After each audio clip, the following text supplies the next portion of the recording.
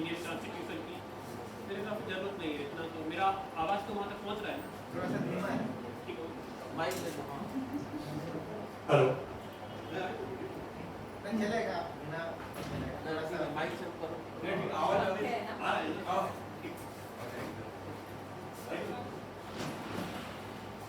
बाबा साहब अम्बेडकर की अगर लाइफ को हम देखें तो ही was a student throughout his life, politician, economist, social reformer वो बाद में थे। ही वाज ए एजुकेशनिस्ट, पूरी जिंदगी उनकी उन्होंने पढ़ाई की। उनकी पूरी लाइफ, अगर उनकी लाइफ से अगर इंस्पिरेशन हम लेना चाहें तो that is the various inspiration which I personally take and I believe many people take. He was a student throughout his life. Columbia University में ही वाज द टॉपर, और Columbia University के अगर उनके इतिहास को देखें वहाँ पे जब वो अपना डॉक्टरेट की पढ़ाई कर रहे थे तो he was a person who can think differently than others. उनकी पीएचडी की उन्होंने जो थीसिस जमा की कोलंबिया यूनिवर्सिटी में 2 बार रिजेक्ट हुई, क्योंकि that revolutionary in that time ही people were not ready to accept it. जब वो भारत वापस आए तो भारत में भी वैसी ही सिचुएशन।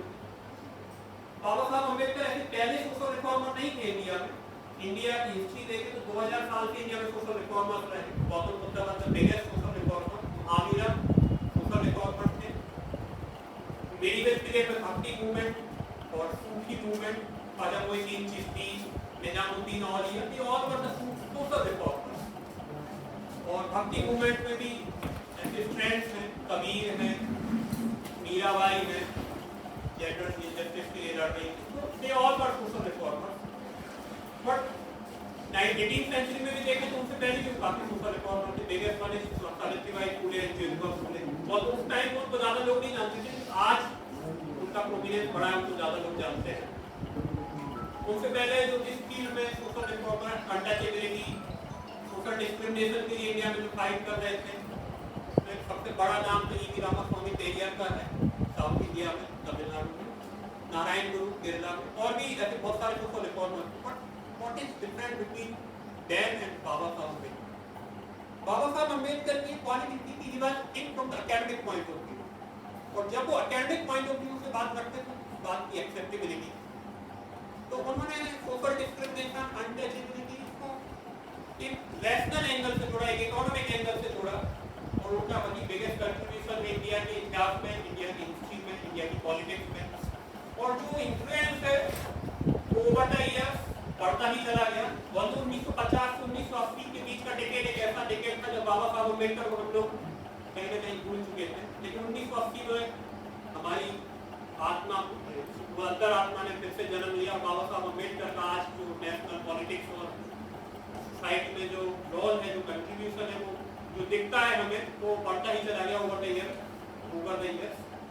तो उनका जो इन्फ्लुएंस है, हम लोगों को इन्फ्लुएंस जनरली हम उनका इन्फ्लुएंस सोशल इन्फ्लुएंस ढूंढते हैं, क्योंकि उन्होंने अनटचेबिलिटी, डिस्क्रिमिनेशन, रिजर्वेशन सिस्टम, ये सब सिस्टम्स लाए। लेकिन उनका कंट्रीब्यूशन, रियल कंट्रीब्यूशन आप देखेंगे तो इकोनॉमिक्स में, he was the best economics of that time. Even आज भी नोबेल अमृत सेन बोलते हैं कि उनका बिगेस्ट इंस्पिरेशन इकोनॉमिक्स, उन्होंने इकोनॉमिक्स सीखी बाबा साहब अम्बेडकर से।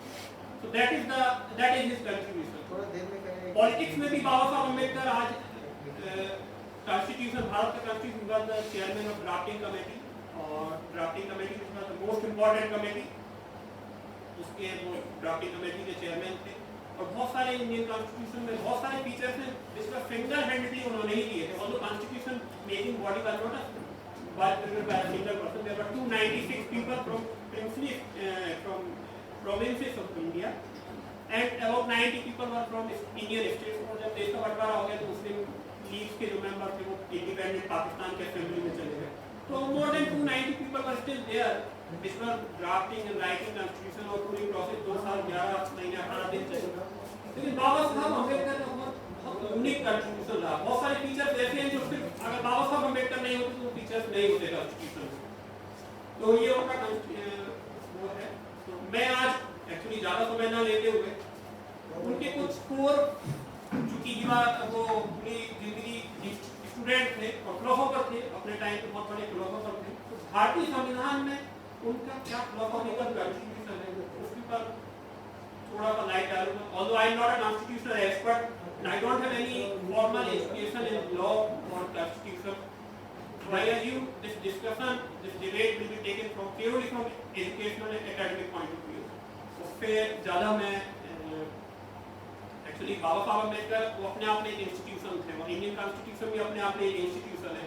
तो इंस्टीट्यूशन को आधा घंटे में तो नहीं रिड्यूस कर सकते हैं, लेकिन जब I will try to do justice with the topic. I will next जो ब्रीफ मेरा जो टॉक है वो ये है भारतीय संविधान का क्या प्रीमाइस है, फीचर्स, भारतीय संविधान के क्या फीचर्स। नेक्स्ट पर मैं इसमें ज़्यादा स्लाइड्स नहीं, ऑलरेडी इंट्रोडक्शन का ही यही स्लाइड्स है और बाकी कोई स्लाइड नहीं। उसके बाद I will discuss the key idea of Indian constitution. उसमें क्या क्या key idea. Actually constitution is a big document और भारत का संविधान है is the longest written document in the world, largest है वो भारत का संविधान। और एक मैं तीसरा पॉइंट स्पेसिफिकली याद करूंगा, that is the fundamental duties. आज जैसे हम 26 नवंबर को भारतीय प्रधानमंत्री का जो स्पीच था मैं पार्लियामेंट में सुन रहे थे, तो ही सेड पिछले 75 साल हमने फंडामेंटल राइट्स, डीपीएसपी इन सब पर बहुत फोकस किया, लेकिन हम कहीं ना कहीं ड्यूटी भूल गए। Rights and duties are correlated to each other. If you perform the duties then only you can claim for the rights. So I have specifically put this fundamental duty which I thought it should be there. What are the procedural achievements which we can say we have achieved because of this constitution in last 75 years? That I will discuss briefly, and then conclusion and brief discussion on it. If this session can go bilaterally, if there can be a discussion, that will be even better, more productive. Okay, so let's begin. The philosophy, the concept is you want to systematically study the idea of constitution. What are the key idea of the Indian constitution? Indian constitution building की अगर आप history देखें तो that is not just 2 year 11 days and 2 year and 18 months and 11 days. That starts from 1773, from the time of Warren Hastings. वहाँ से constitution building process शुरू हो गई थी भारत की 1773 से। वो प्रोसेस पूरे करीब 180 साल चली। चार्टर एक्ट आए, गवर्नमेंट ऑफ इंडिया एक्ट आए, गवर्नमेंट ऑफ इंडिया एक्ट 1858, फिर गवर्नमेंट ऑफ इंडिया एक्ट 1990, 1935। और कॉन्स्टिट्यूशन जो आज हम कॉन्स्टिट्यूशन देखते हैं तो वो कॉन्स्टिट्यूशन भी अपने आप में इवॉल्वमेंट है, नॉट ओनली ब्रिटिश हिस्ट्री का। 180 साल की हिस्ट्री है ब्रिटिश हिस्ट्री, भारत की 5000 साल की इतिहास। तो ये कॉन्स्टिट्यूशन जो है ये भारत का जो एक्यूमुलेटेड एक्सपीरियंस है 5000 साल का इस डॉक्यूमेंट में समाहित है। और नॉट ओनली भारत का, पूरी दुनिया का एक्सपीरियंस भी इसमें समाहित है, क्योंकि भारत का संविधान जो है काफी लेट लिखा गया।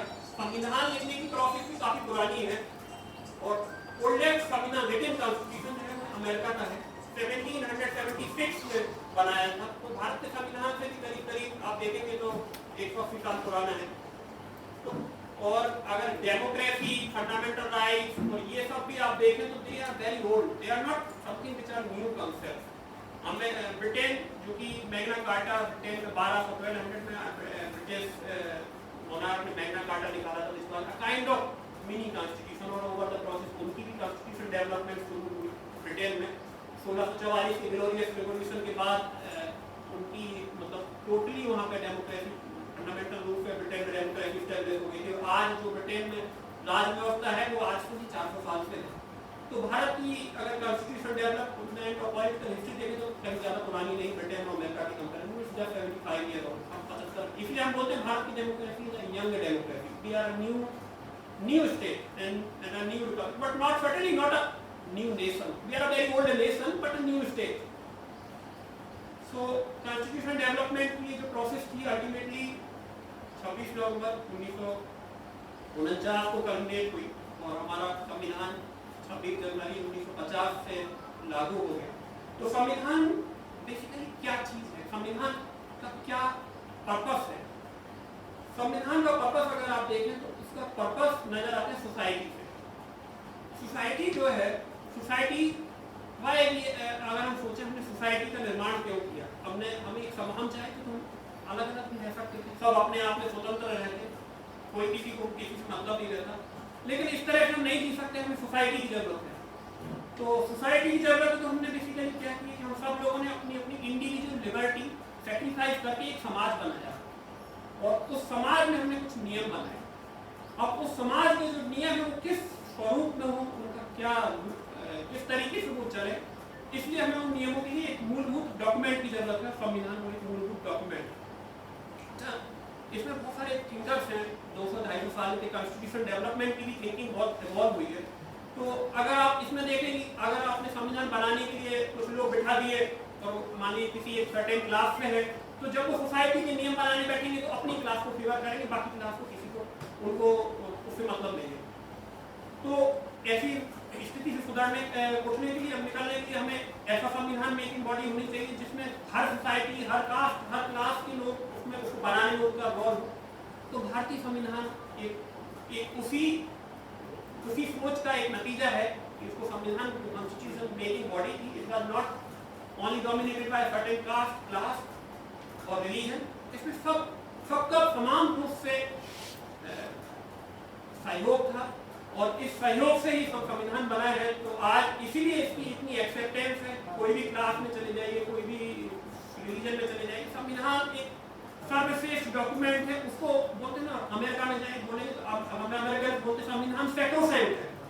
सैक्रोसैंक्ट मतलब पवित्र है। वो गीता से भी ज्यादा इंपॉर्टेंट है, बाइबल से भी ज्यादा इंपॉर्टेंट है, कुरान से भी ज्यादा इंपॉर्टेंट है। संविधान के नीचे ही रिलीजियस डॉक्यूमेंट्स है, संविधान के ऊपर कोई नहीं है। तो ये उसकी सैक्रोसैंक्ट जो उसकी एक्सेप्टेंस है वो इसलिए है कि इसकी मेकिंग में सबका बराबर से हो रहा है, सहयोग रहा है और सबका रोल है और ये किसी को डिस्क्रिमिनेट नहीं करता है। संविधान जो है किसी को डिस्क्रिमिनेट नहीं करता है। आपको लग रहा होगा कि ये तो कोई नई चीज नहीं है, ऐसा तो हर देश में होगा। ऐसा हर एक देश में नहीं है। ज्यादातर देश जो अपने आप को डेमोक्रेसी क्लेम करते हैं वो डेमोक्रेसी नहीं है, ऑथोरिटेरियन है। वहाँ पे एक रिलीजन का रूल है या एक कास्ट का रूल है, एक काइंड ऑफ पीपल का रूल है। पाकिस्तानी चले जाएंगे, Islamic republic of Pakistan, republic of Pakistan, Taliban आ गया, they have created the Islamic republic of Afghanistan. But India is not a Hindu republic और इस्लामिक रिपब्लिक और सब इंडिया इज रिपब्लिक।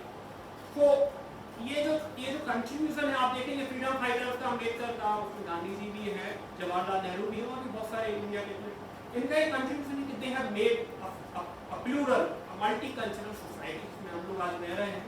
और आज ये हम इसको सेलिब्रेट कर पा रहे हैं, इस आइडिया को हम लोग सेलिब्रेट कर पा रहे हैं, the idea of India, that is there contribution. Otherwise 1947 की सिचुएशन को देखें तो 1947 में तो इंडिया कहीं किसी भी डायरेक्शन में जा सकता था, पाकिस्तान के डायरेक्शन में भी जा सकता था, हम चूज कर सकते थे पाकिस्तान का रूट भी, but we have rejected, we have not choose that theory of two nation, two culture theory, two religion theory, हमने उसको रिजेक्ट कर दिया and we are a multicultural society। एक सेलिब्रेशन का पॉइंट है ये और आज हम इसी को सेलिब्रेट कर रहे हैं यहाँ पर। तो that is the biggest idea of the constitution, that we are a multicultural society, secularity। और वो सेक्युलरिज्म जो है, इंडिया का सेक्युलरिज्म जो है, that is different as compared to the secularism of West। अब इसमें भी हिस्ट्री है, सेक्युलरिज्म की हिस्ट्री है। बेस्ट में सेक्युलरिज्म वो लोग जो काउंट करते हैं, सेक्युलरिज्म की आप एक्चुअल डेफिनेशन खोजेंगे ना तो उसमें सेक्युलरिज्म का जो रोल है वो ये है, रिलीजन का पर्सनल लाइफ से कितना इंपॉर्टेंस कम कर सकते हो, that is secularism. Best religion से आप रिलीजन को पर्सनल लाइफ से कितना सेपरेट कर सकते हो, दैट इज सेक्युलरिज्म। जैसे बोलते हैं ना, मार्क्सिस्ट लोगों के पास जाएंगे तो बोलेंगे रिलीजन इज ओपियम, रिलीजन जो है ओपियम है, वो आपको करप्ट करता है, that is their thinking. But India is not following that thinking, because हमारे जो रिलीजियस रूट्स है, स्पिरिचुअल रूट्स है, they are very deep, they are civilised. Baba Saheb का, अम्बेडकर जी का आज हम वो मना रहे हैं बर्थडे है, वो महापरिनिर्वाण दिवस मना रहे हैं। तो महापरिनिर्वाण तो आप लोग समझते हो, महापरिनिर्वाण की जो है बुद्धा का हुआ था 483 BC में। तो दैट इज द रूट। बाबा साहब को हम लोग बोलते हैं बोधिसत्व। बोधिसत्व का जो कॉन्सेप्ट है very important and very key to the thinking of Buddhism. Bodhisattva जो होता है वो होता है कि वो ही is enlightened one, he is like Buddha, but he has not renunciate the world. उन्होंने वर्ल्ड को रेनंसिएट नहीं किया है. They are still living, they are a compassionate being who are still dwelling, who are still living on the earth for the benefit of others. Buddhism में बहुत सारे बोधिसत्व अलौकिक कुछ लोग होंगे यहाँ बुद्धिस्ट तो वो जानते होंगे Maitreya Vajrapani, there are many अलौकिक. तो इंडिया के जो रिलीजियस रूट्स हैं, स्पिरिचुअल रूट्स हैं, they are very old. तो जब संविधान बनाने के लिए हम लोग बैठे तो संविधान से रिलीजन को अलग करना संभव नहीं. भारत के केस में रिलीजन को इंडिविजुअल की लाइफ से सेपरेट करना संभव नहीं था. अदरवाइज हम सोच सकते थे जैसा अमेरिकन संविधान है या और भी बाकी संविधान है, रिलीजन का कोई रोल नहीं है लाइफ में, हम रिलीजन को कोई कंसिडरेशन नहीं देते हैं. Religion is different, we will not discuss और we will not, it is not worth to talk about it. हम ऐसा कर सकते थे लेकिन नहीं, हमने एक्सेप्ट किया कि नहीं रिलीजन का इंडिविजुअल की लाइफ में रोल है. इसलिए भारत का जो सेक्युलरिज्म है, सेक्युलरिज्म का जो कंसेप्ट है वो डिफरेंट है बेस्ट की कंसेप्ट. भारत मानता है, भारत का संविधान मानता है, भारत की पॉलिटी मानती है कि रिलीजन का इंडिविजुअल की लाइफ में रोल है.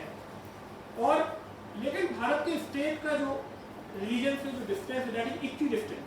भारत का स्टेट सभी रिलीजन से बराबर की दूरी पर है, लेकिन वो किसी रिलीजन को या किसी सारे रिलीजन को वो अपोज नहीं करता है. वो ये नहीं बोलता है कि ये रिलीजन का कोई रोल नहीं है लाइफ, रिलीजन का रोल है. और इसमें एक और इसका मायना है कि ऑल्दो स्टेट जो है रिलीजन को प्रमोट कर रहा है, सारे रिलीजन को प्रमोट कर रहा है किसी को नहीं, लेकिन स्टेट जो है रिलीजन की ऐसी प्रैक्टिसेस जो कि मॉडर्न लिबरल वैल्यूज से मैच नहीं खाती उसको करेक्ट भी कर सकता है. जैसे हिंदुइज्म में अनटचेबिलिटी एक ऐसी प्रैक्टिस थी, तो स्टेट ने खुद एक्शन लेके स्टेप लेके ये नहीं बोला कि नहीं रिलीजन में हम वो नहीं करते, इंटरफेरेंस नहीं करते, तो हम अनटचेबिलिटी खत्म नहीं करेंगे क्योंकि वो रिलीजियस प्रैक्टिस है, इस तरीके से नहीं किया. तो that is also continuation of Indian constitution. Constitution making जो है, कॉन्स्टिट्यूशन का जो पर्पस है जनरली आप देखें तो दो होता है, दो तरह का पर्पस होता है, पॉलिटिकल एंड सोशल. इकोनॉमिक भी हो सकता है, वो पॉलिटिकल से ही आता है. इकोनॉमिक तो पॉलिटिकल और सोशल का कॉम्बिनेशन है, लेकिन दो मेन पर्पस है, political and social. Political purpose general ये है कि जब आप सोसाइटी बनाएंगे, कुछ रूल्स, कुछ लोगों को गवर्न करने का पावर देंगे, वो बैठ जाएंगे ऊपर, वो ऑटोक्रेट ना हो जाए, वो आपके ऊपर पूरी तरह से डोमिनेट ना कर ले, वो अपने उसको एक्सप्लॉइट ना कर ले सिस्टम को. तो कॉन्स्टिट्यूशन एक लिमिटेड पावर देता है डिफरेंट ब्रांचेस को, डिफरेंट लोगों को. तो वो एक उसका सिस्टम है. जैसे इंडिया में पॉलिटिकल रोल अगर कॉन्स्टिट्यूशन का देखें तो यहाँ पे 3 ब्रांचेस हैं गवर्नमेंट की, legislature, the executive and the judiciary. और तीनों में एक दूसरे में सेपरेशन भी है और बैलेंस ऑफ पावर भी है. बैलेंस ऑफ पावर मतलब वो चेक बैलेंस का सिस्टम रखते हैं, कोई एक सिस्टम दूसरे के ऊपर हावी नहीं होना चाहिए, इस तरीके का उनका बैलेंस बना के रखा हुआ है. That is the political constitution of the constitution. Second is social, और जो कि बहुत इंपॉर्टेंट है. कॉन्स्टिट्यूशन एक ऐसा डॉक्यूमेंट है जो कि इंडिया में सोशल ट्रांसफॉर्मेशन का बिगेस्ट सबसे बड़ा मसीहा है. इंडिया में सोशल ट्रांसफॉर्मेशन, कॉन्स्टिट्यूशन के थ्रू इंडिया में सोशल ट्रांसफॉर्मेशन हो रहा है. हमने एक मॉडर्न प्रोग्रेसिव सोसाइटी जैसे आज हम देखें और 70 साल पुरानी या 100 साल पुरानी सोसाइटी से तो हमारी सोसाइटी में बहुत अंतर आया है, बहुत उसमें कोई दो राय नहीं है. तो मॉडर्न एंड प्रोग्रेसिव सोसाइटी को बनाने में कॉन्स्टिट्यूशन का बहुत इंपॉर्टेंट रोल है. और कॉन्स्टिट्यूशन का रोल अभी खत्म नहीं हुआ है. कॉन्स्टिट्यूशन का रोल इनफैक्ट और बढ़ता चला गया. डिफरेंट तरह की नई सोशल प्रॉब्लम्स शुरू हो गई. लेकिन सोसाइटी का क्या है कि जब आप एक प्रॉब्लम खत्म करने जाते हैं तो दो प्रॉब्लम खत्म हो जाती है, लेकिन सोसाइटी में कुछ नई प्रॉब्लम्स क्रिएट हो जाती है. कॉन्स्टिट्यूशन का रोल तो ओवर द ईयर्स लंबे समय तक रहेगा ही. इनफैक्ट हमेशा जब तक इस लास्ट का एग्जिस्टेंस है तब तक कॉन्स्टिट्यूशन है. तो कॉन्स्टिट्यूशन तो रहेगा ही.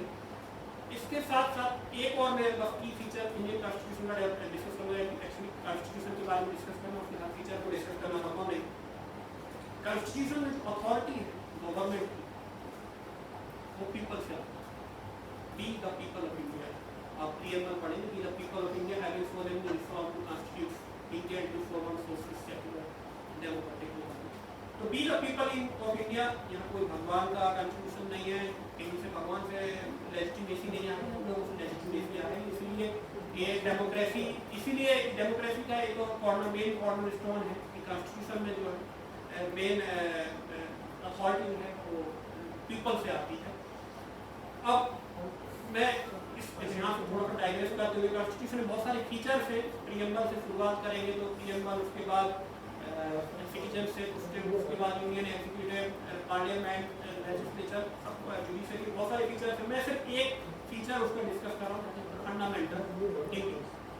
Fundamental duty original constitutional document में नहीं थे, तो बाद में सॉल्वेंसी कमेटी की रिपोर्ट के बाद 1976 में कॉन्स्टिट्यूशन में ऐड किए।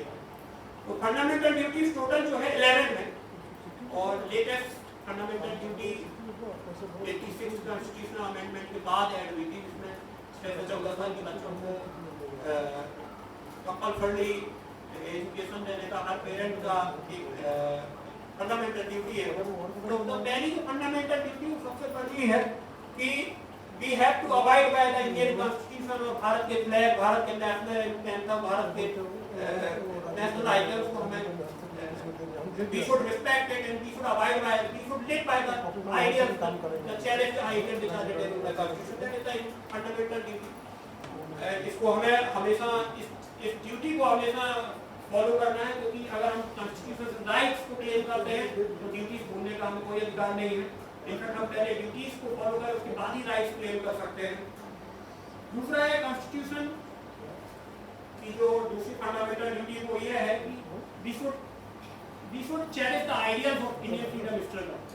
Indian freedom struggle, Indian national movement, we should cherish those ideas. Although there are a lot of duties and they come from the different kind of duties like environmental conservation or the gender justice or the respect to the dignity of women. तो इस तरह की बहुत सारी fundamental duty, safeguard public property, developing the scientific temper, scientific thought, scientific thinking, rational thinking. तो इस तरह की बहुत सारी फंडामेंटल ड्यूटीज हैं। Now finally let's cut short the let's keep it short discussion the achievements of Indian Constitution. पिछले 75 साल में भारत के संविधान के क्या अचीवमेंट्स रहे। सबसे बड़ा अचीवमेंट जो गिना जाएगा, जो गिना जा सकता है, वो ये है कि जब भारत 1945 में आज़ाद हुआ और 1950 में इंडियन कॉन्स्टिट्यूशन बना और हमने यूनिवर्सल एडल्ट फ्रेंचाइज दिया, उस टाइम पे दुनिया के कई देशों में यूनिवर्सल एडल्ट फ्रेंचाइज नहीं था, तो लोग जो वोट देते थे कुछ एजुकेशन के हिसाब से या टैक्स के हिसाब से वोट देते थे। इंडिया में पूरी तरह सब कुछ आप लिटरेट हो, कोई टैक्स नहीं देते हो, you have the vote, you have your vote. India ने अल्टीमेटली ये रिकॉग्नाइज किया कि India is a system which follows in one vote one person one value. तो इस चीज़ के ऊपर कई लोगों ने क्वेश्चन किए, इनफैक्ट बहुत बड़े बड़े थिंकर्स ने भी क्वेश्चन किए, जैसे मैंने मैक्सवेल ने क्वेश्चन किया कि इंडिया का जो 4th जनरल इलेक्शन होगा वो लास्ट इलेक्शन होगा इंडिया का, उसके बाद दो चीजें होंगी इंडिया में, आइदर डिक्टेटरशिप 50 साल की, या फिर इंडिया टूट जाएगा, वही तो होगा, इंडिया के कई सारे डिविजन्स हो जाएंगे। But it is because of this constitution 75 years have passed, but India is still a stronger, prosperous, united country. It is one country. बहुत सारी ट्रबल्स आई पिछले 75 साल में, जम्मू कश्मीर में ट्रबल आई, पंजाब में ट्रबल आई, तमिलनाडु में trouble I, north east trouble I, फिर नई ट्रबल्स, नक्सलाइट की ट्रबल्स शुरू हुई। बट इंटरनल सिक्योरिटी को ब्रेक करने के लिए कोई इतनी बड़ी ट्रबल नहीं हुई कि हमारे कंट्री को ब्रेक कर दे, देश को ब्रेक कर दे। तो that is the biggest contribution of Indian constitution. Constitution में ऐसे प्रोविजंस है कि आप डिबेट कर सकते हैं, डिस्कशन कर सकते हैं, बट वो आपको एक यूनिफाइंग मीडियम देता है, एक आपका उसमें ही डिबेट है, उसमें ही डिस्कशन है, उसमें ही सॉल्यूशन भी है। तो हमने हर तरह की प्रॉब्लम्स को सॉल्व किया। पंजाब की प्रॉब्लम जो थी, खालिस्तान मूवमेंट 84 का पूरी तरह से सॉल्व हो गया, कॉन्स्टिट्यूशनल फ्रेमवर्क में सॉल्व हो गया। पंजाब अकॉर्ड का 85 में राजीव गांधी के साथ में पंजाबी सेपरेटिस्ट लीडर्स का। इनफैक्ट नॉर्थ ईस्ट में भी जो प्रॉब्लम अभी दिखती है, बहुत सारी प्रॉब्लम जो 1960 की जमाने की प्रॉब्लम थी, सारी सॉल्व हो गई। Mizoram is an example constitutional process का क्या इम्पोर्टेंस है। भारत सरकार ने मिजोरम के साथ समझौता किया और मिजोरम आज very peaceful and prosperous state. और भी ऐसी प्रॉब्लम हैं जो कि तमिलनाडु की प्रॉब्लम, लैंग्वेज प्रॉब्लम, सबसे बड़ी लैंग्वेज प्रॉब्लम। 56 में लैंग्वेज के बेसिस पे पूरा देश में एजुकेशन हो रहा था, but we have resolved all these problems within the framework of Indian constitution. In fact now Jammu and Kashmir problem has also been solved by this government. So that is the also because of this Indian constitution, that is the biggest contribution. And on the political front, social front पे we are united, one people, one country. लेकिन अगर constitution की process को आगे देखें तो उसका ultimate vision जो है वो सरदार वल्लभ भाई पटेल के विजन में दिखता है। कॉन्स्टिट्यूशन लिबर्टी देता है, इंडिविजुअल लिबर्टी देता है, लेकिन हमें अगर अल्टीमेटली 2050 का इंडिया सोचना है, 2070 का इंडिया सोचना है, तो हमें इस डायरेक्शन में सोचना चाहिए जिस डायरेक्शन में हमारे फ्रीडम फाइटर कॉन्स्टिट्यूशन मेकर्स सोचते थे, ना कि आज हमारे नैरो इंटरेस्ट, नैरो सोच को रखते हुए हमें सोचना चाहिए। अल्टीमेट कॉन्स्टिट्यूशन का जो अल्टीमेट गोल है, अल्टीमेट पाथवे है, वो ये है कि India has to emerge as a one community. We should not think on the basis of caste religion, can we think beyond caste, beyond religion. In fact Ambedkar की भी आप पॉलिटिकल फिलोसॉफी देख लीजिए, उनका अल्टीमेट गोल था annihilation of caste. The caste system has to be eliminated, लेकिन ये दूसरी बात है कि कास्ट सिस्टम एलिमिनेट नहीं कर पाए हम लोग। कास्ट सिस्टम आज भी हमारे देश में पनप रहा है, इनफैक्ट दूसरे तरह तरह के स्वरूपों में कास्ट सिस्टम निकल के आया है। इस सिस्टम को हमें इससे में उभरना है, इसको खत्म करना है, कास्ट सिस्टम को पूरी तरह से खत्म करना है। तभी हम बाबा साहब अम्बेडकर और इंडिया के फ्रीडम फाइटर, कॉन्स्टिट्यूशन मेकर का जो एक लॉन्ग चेरिश ड्रीम था उसको रियलाइज कर पाएंगे। इस डॉक्यूमेंट को बनाने में मैंने एक रेफरेंस लिया है, that reference I would like to show. Next slide. That is the book, The Introduction to Constitution of India by Durga Das Basni, was a professor of Banaras Hindu University, although he is not alive now, but that is a very authoritative text to Constitution of India. That's the reference I have taken. And now I am open for discussion or some kind of questions or if there is any, then I will take.